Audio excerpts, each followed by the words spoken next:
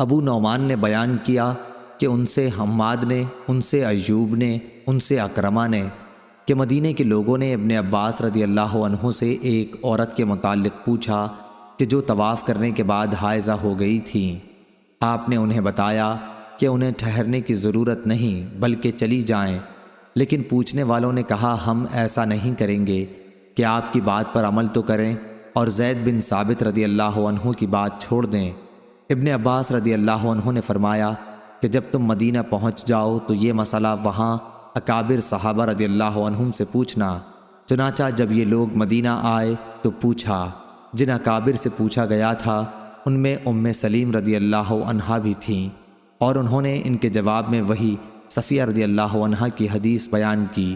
اس حدیث کو خالد اور قتادہ نے بھی اکرمہ سے روایت کیا ہے۔